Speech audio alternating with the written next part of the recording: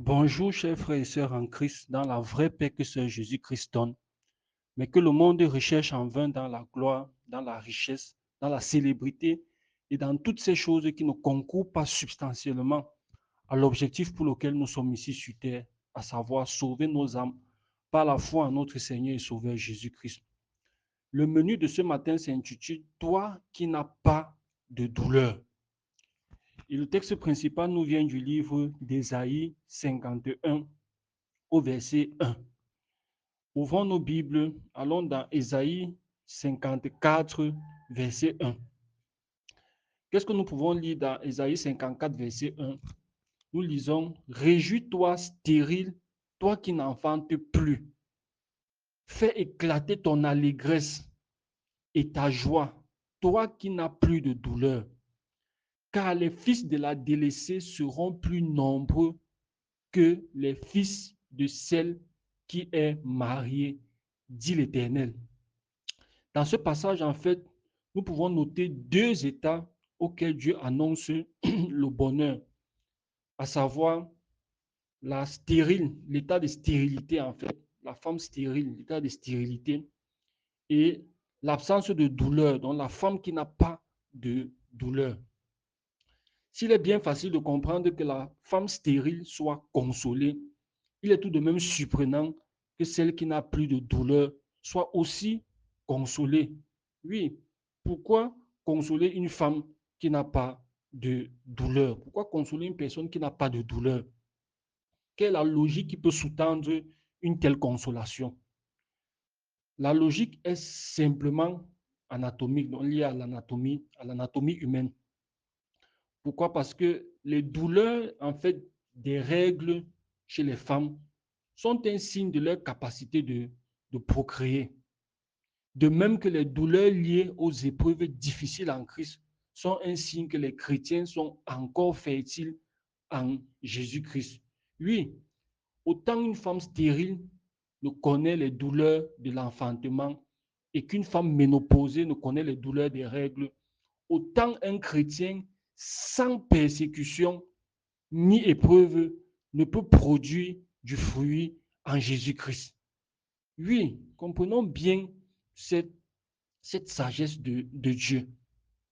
Une femme qui est ménopausée, elle ne connaît pas les règles.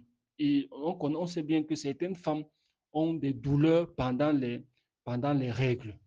Ça peut être minime, ça peut être des douleurs qui sont un peu plus élevées. Oui, c'est une réalité.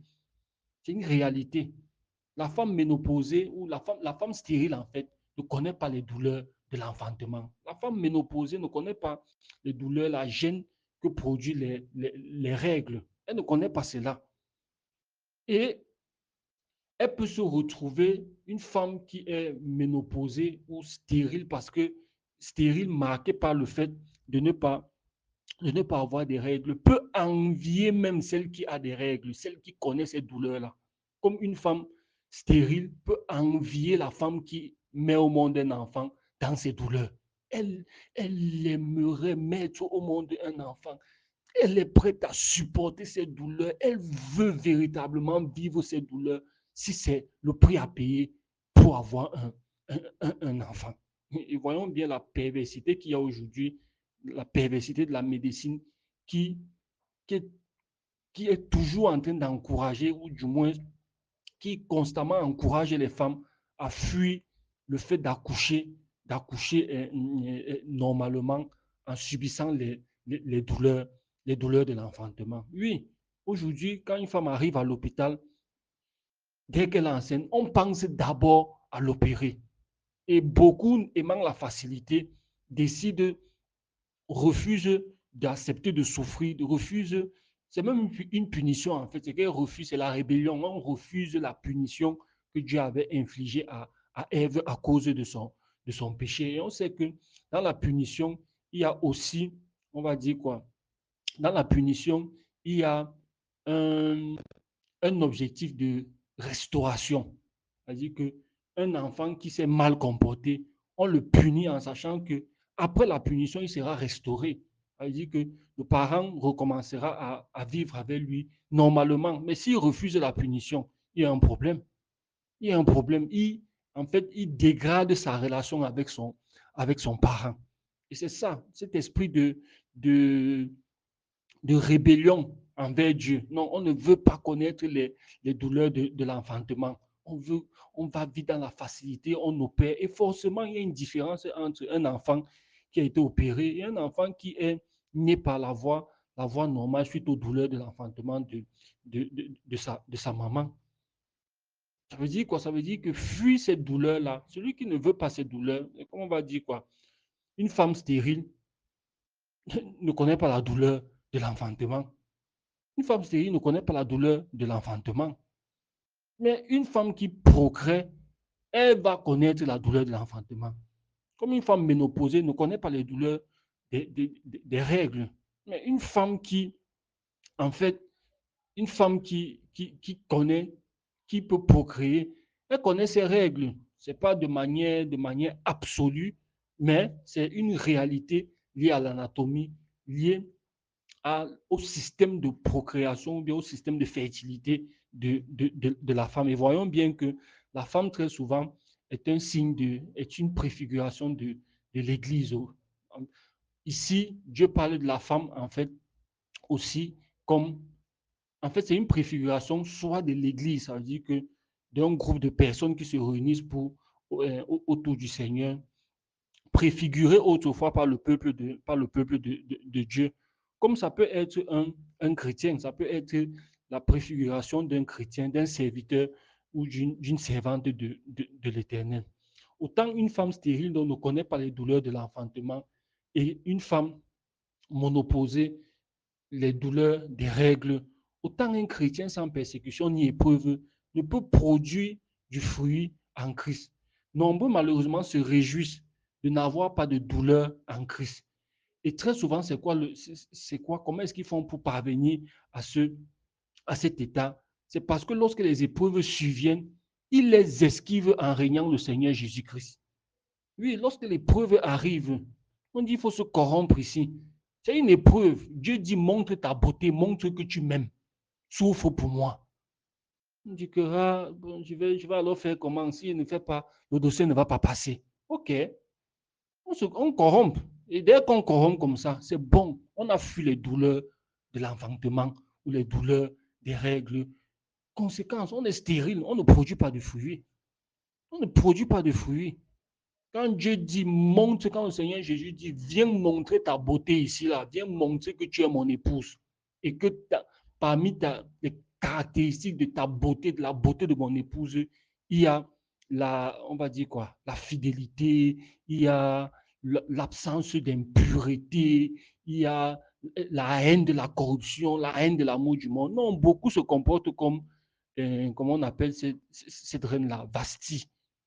Ils refusent de se lever et de venir montrer leur beauté spirituelle qu'on retrouve dans les fruits que produisent l'obéissance à la parole du Seigneur Jésus. Beaucoup refusent, tout simplement, certains, parce que ça doit s'attacher à certaines douleurs. Oh, comment est-ce que les gens vont me regarder quand je vais dire que moi, je ne peux pas faire ça? Ah, qu'est-ce que les gens vont penser de moi quand je vais dire que moi, je ne fais plus les anniversaires? Qu'est-ce qu'on va dire de moi lorsque on va se rendre compte que moi, je n'aime plus le monde, je ne m'attache plus aux choses du monde. Lorsque les gens veulent faire du mal quelque part ou bien se venger, moi, je dis que je ne suis pas dedans. Comment est-ce que les gens vont me voir? On fuit, sachant que si on fuit, en fait, c'est qu'on proclame nous-mêmes notre stérilité. On proclame nous-mêmes notre stérilité. On proclame nous-mêmes notre ménopause. L'absence de douleur qui s'ensuit souvent face à ce comportement n'est que la preuve que de telles personnes, de tels chrétiens, en fait, ce n'est que la preuve de la ménopause spirituelle en Jésus-Christ de telles personnes. Et gardons-nous d'être de ce nombre-là. S'il faut affronter une difficulté, que les gens nous détestent à cause de Christ, affrontons cela. Affrontons. Affrontons. Aujourd'hui, qu'est-ce que le monde apprend? Voyons bien que ce que nous vivons aujourd'hui, en fait, les choses qu'on voit dans le quotidien, les abominations qu'on voit dans les systèmes et autres, qui viennent très souvent d'Europe et autres, ce n'est qu'une préfiguration d'un état spirituel, c'est un esprit de rébellion. On va dire non, à un enfant, on va dire à une jeune fille qu'on te fait la vaginoplastie. On retire ton organe reproducteur, ton vagin et autres. Tu n'auras plus les règles et autres. Tu n'auras plus telle chose parce que tu es devenu un homme. C'est la stérilité. L'objectif, c'est quoi? C'est de stériliser la population parce qu'ils veulent réduire la population mondiale. Et derrière ça, il y a cet esprit de rébellion-là. Parfois, la raison, c'est quoi? Parfois, la raison, c'est que, oh, comme ça te fait trop de douleur, comme tu as trop de douleur, on va arrêter tes règles une fois. Oui, il y a des personnes qui vivent cela à l'hôpital. Mais tout ça, quand on regarde bien, l'esprit qu'il y a derrière, c'est quoi? C'est un esprit de rébellion. C'est un esprit de rébellion. Et malheureusement, c'est un comportement qu'on retrouve même parfois au sein des chrétiens. Comme je dis souvent, tu écoutes un chrétien, 1 an, 2 ans, 3 ans, il n'a jamais vécu de persécution à cause de Christ. Dans la famille, on ne l'a jamais persécuté. Au milieu des amis, jamais. Et donc, lui, on te pose la question, mais toi, tu portes le même Seigneur Jésus que nous. Comment toi, tu n'as jamais de persécution? Toi, partout où tu arrives, non, il y a un problème. C'est les chrétiens caméléons. Les chrétiens caméléons. Non, quand ils sont avec les frères, oh non, ça, ce n'est pas bien. Oh, c'est cela. Quand ils arrivent avec le monde, au niveau du monde, ils étaient verts avec les frères. Dès qu'ils arrivent au niveau du monde, non, ils changent de couleur, ils deviennent. C'est des chrétiens, en fait, on va dire quoi? C'est des chrétiens caméléons, des chrétiens, comment dire, je les appelle souvent aussi les chrétiens selfie. C'est-à-dire qu'eux, ils viennent seulement, ils rencontrent le Seigneur Jésus, ils se filment avec lui. Un peu comme ces Grecs qui avaient demandé au Seigneur Jésus, je crois, dans Luc 11. Ils veulent voir le Seigneur Jésus. Le Seigneur Jésus leur a envoyé la réponse. Comment on ne me voit pas, moi, on me suit, on marche avec moi. C'est-à-dire que où je suis, tu es. Où je suis, tu es. Ça veut dire que si on est au milieu des païens, on est avec le Seigneur Jésus. Et si on défend quelque chose qui est contre le Seigneur Jésus, on se lève, on dit que moi, je ne suis pas d'accord. Non, ici, là, moi, je ne peux pas faire telle chose avec vous. Moi, je ne suis pas comme vous. Moi, je suis un peu comme Mardoché disait. Quand on demande à Mardoché, pourquoi tu ne te prosternes pas devant Aman? Il dit, c'est parce il est chrétien. C'est parce qu'il est juif, pardon. Et c'était une préfiguration de ce que nous sommes appelés à donner comme réponse aujourd'hui. Je ne fais pas. Ce sont nos douleurs qui prouvent que nous sommes fertiles. Et n'ayons pas honte, en fait. N'ayons pas honte de cela. Souffrons, acceptons de souffrir pour le Seigneur Jésus-Christ. Parce que, en fait, l'absence de douleur, c'est un mauvais signe. C'est un mauvais signe. C'est un signe de stérilité. C'est un signe de stérilité. Et comment est-ce que le Seigneur Jésus a traité la stérilité? Allons voir dans Matthieu, allons voir dans Matthieu 7, verset 19, comment on traite un arbre qui ne produit pas de fruits, qui est stérile, qui ne produit pas de bons fruits. Matthieu 7, verset 19, qu'est-ce qu'on voit? On peut voir tout arbre qui ne porte pas de bons fruits est coupé et jeté au feu. Oui, l'arbre qui ne porte pas de bons fruits. Si on est stérile, si on n'a pas de douleur, on ne connaît pas les douleurs de l'enfantement, on va nous mettre de côté. Dieu va nous retirer. Et souvenons-nous du traitement que le Seigneur Jésus a donné aux figuiers qui n'avaient pas porté du fruit hors saison. Ça veut dire que ce n'était même pas la saison. Voyons cela dans Marc 11, verset 13 au verset 14. Marc 11, verset 13 au verset 14, il dit quoi? Apercevant de loin un figuier qui avait des feuilles, à savoir le Seigneur Jésus-Christ, il alla voir s'y trouvait quelque chose. Et s'en étant approché, il ne trouva que des feuilles, car ce n'était pas la saison des figues. Verset 14. Prenant la parole, il lui dit que jamais personne ne mange de ton fruit. Et ses disciples l'entendirent. C'est-à-dire qu'il est venu, il a vu, il n'y avait pas de fruits. Ce n'était même pas la saison. Ce n'était même pas la saison. Oui, il a déclaré, il a maudit une fois. Le Seigneur Jésus n'avait pas géré le fait que ce n'était pas la saison. Et avec le Seigneur Jésus, il n'y a pas de saison pour porter de bons fruits. C'est pourquoi un chrétien est tenu d'aimer son prochain. Quand on dit aimer son prochain, ça c'est la saison. C'est pendant la saison. Et même ses ennemis, ça c'est hors saison. C'est-à-dire qu'on doit seulement porter du fruit. Que ce soit la saison, que ce ne soit pas la saison. Que ce soit un moment favorable ou un moment que on doit porter les fruits de Christ. C'est-à-dire que tu aimes ton prochain, ça c'est la saison. Oui, c'est ton prochain parce qu'il t'a fait du bien. Selon la définition du Seigneur Jésus, avec l'histoire du bon samaritain, entre guillemets, comme on dit souvent. Mais même si ce n'est pas la saison, ça veut dire que c'est ton ennemi, on doit seulement aimer. Tu dois seulement aimer. On doit seulement aimer. C'est comme ça. Saison, que ce soit la saison, que ce soit pas la saison, on doit porter du fruit. Et malheur à nous si nous ne portons pas, si nous ne portons pas du fruit. Le chrétien est tenu d'aimer en toute saison. Aimer en toute saison. Aimer même ses ennemis. Et si on ne le fait pas, voyons la suite. Marc 11, verset 20.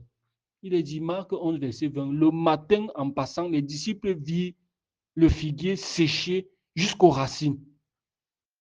Pierre, se rappelant ce qui s'était passé, dit à Jésus, Rabbi, regarde, le figuier que tu as maudit a séché. Ah oui, ce figuier devait souffrir de préparer quelques figues au Seigneur Jésus-Christ plutôt que de rester dans l'absence de douleur de produits pour le Seigneur Jésus-Christ. C'est ça le principe. En saison comme hors saison, on doit porter les fruits du Seigneur Jésus-Christ. Et pour porter les fruits, là, il faut souffrir. Oui, il faut souffrir. La parole de Dieu est claire lorsqu'elle déclare dans 2 Timothée 3, verset 12. Allons rapidement dans 2 Timothée 3, verset 12. Il est dit, oh, tous ceux qui veulent vivre pieusement en Jésus-Christ seront persécutés. Oui, on n'a pas dit presque tous, on dit tous. Tous ceux qui veulent vivre pieusement en Jésus-Christ seront persécutés. Gardons-nous donc d'acheter notre ménopause et stérilité en Jésus-Christ en fuyant les douleurs qui annoncent la capacité de concevoir et celles qui accompagnent le privilège de donner la vie. Oui, gardons-nous de fuir ces douleurs-là. Les douleurs qui montrent que oui, nous sommes encore fertiles. Les douleurs qui montrent que oui, on vient de produire quelque chose pour le Seigneur Jésus, qui est un peu comme une femme qui, dans les douleurs, met au monde un enfant. Gardons-nous de fuir cela. Gardons-nous de fuir les douleurs. 1 Pierre 4, verset 12. Bien-aimés, ne soyez pas surpris comme d'une chose étrange qui vous arrive de la fournaise qui est au milieu de vous pour vous éprouver. Ne soyons pas surpris. Si on vit les douleurs, oui, ne soyons pas surpris, nous ne serons pas les premiers. Verset 13. Réjouissez-vous au contraire. C'est-à-dire que tu as des règles, il faut rendre grâce à Dieu. Merci Seigneur, il y a des femmes qui n'ont pas de règles, qui ne peuvent pas procréer. Il y a des femmes qui sont dans la ménopause, elles ont atteint la ménopause. Elles ne connaissent pas les règles, elles ne connaissent pas ces douleurs-là. Il y a des femmes qui n'ont jamais connu les douleurs de l'enfantement. C'est un privilège. Puis encore, la douleur en Jésus-Christ, non, c'est un privilège. C'est un privilège. C'est pourquoi nos frères en Christ, quand on les fouettait les apôtres, ils étaient contents. Ils étaient contents. Que non, j'ai le privilège de souffrir pour le Seigneur. Ah non. C'est ça, les douleurs, là, les douleurs. Que non. Donc, je suis fécond. Donc, je peux donner la vie. Donc, je peux produire du fruit. Voyons comment leur souffrance nous, nous fortifie aujourd'hui dans les épreuves difficiles que nous traversons. Oui, c'est la preuve qu'ils ont procréé, ils ont donné la vie, ils ont produit. Ils ont porté du fruit. Mais si on est là, non, on ne peut pas consoler les frères. On ne connaît jamais des difficultés, on n'a jamais d'épreuves difficiles et autres pour le Seigneur. C'est dangereux. Les gens qui sont à côté de nous, quel exemple vont-ils tirer en termes de souffrance pour le Seigneur Jésus-Christ? Oui. Le verset 13, terminons avec le verset 13. Réjouissez-vous au contraire de la part que vous avez aux souffrances de Christ, afin que vous soyez aussi dans la joie et dans l'allégresse lorsque sa gloire apparaîtra. Oui, les douleurs, les souffrances précèdent la joie. Et disons-nous toujours, si on a l'opportunité de classer ces deux états, mettons d'abord les douleurs avant la joie. Oui, c'est ça la sagesse. C'est pareil, quand quelqu'un dit que non, je me garde de consommer telle chose parce que j'ai tel projet. Il met d'abord la souffrance avant la réjouissance. Et c'est comme ça, c'est une sagesse. C'est ce que Dieu a même fait avec nous, ses enfants. Il nous donne d'abord les souffrances et la réjouissance après. Beaucoup veulent d'abord la réjouissance et la souffrance après. C'est pourquoi beaucoup seront en enfer après s'être réjouis ici. Si nous sommes sages, mettons d'abord la réjouissance, mettons d'abord la douleur avant la. Oui, si nous sommes sages, mettons d'abord la douleur avant les réjouissances et regardons bien dans toutes les situations que nous traversons, même dans la vie, dans le quotidien. C'est une sagesse de mettre d'abord les douleurs avant la réjouissance. de mettre d'abord les douleurs avant la réjouissance. Et que Dieu nous fasse grâce de garder cette sagesse que lui-même il a employée envers nous, en nous donnant de souffrir d'abord ici sur terre, avant de pouvoir nous réjouir au retour de son Fils, notre Seigneur et Sauveur, Jésus-Christ. Chers frères et sœurs en Christ, ne nous faisons pas injecter nous-mêmes pour devenir stériles et pour ne pas porter les douleurs. Non, souffrons pour le Seigneur, supportons, persévérons dans la souffrance et nous nous réjouirons après. Comme dit un dicton que je trouve plein de sagesse, ce que le sage met avant, l'insensé le met après. Acceptons d'avoir les douleurs maintenant et de nous réjouir plus tard en notre Seigneur et Sauveur Jésus-Christ. Une fois de plus, chers frères et sœurs en Christ, bonjour dans la vraie paix que ce Jésus-Christ donne, mais que le monde recherche en vain dans la gloire, dans la richesse, dans la célébrité et dans toutes ces choses qui ne concourent pas substantiellement à l'objectif pour lequel nous sommes ici sur terre, à savoir sauver nos âmes par la foi en notre Seigneur et Sauveur Jésus-Christ.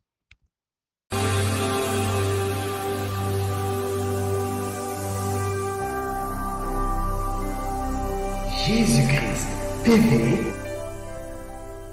vous connaîtrez la vérité et la vérité vous affranchira.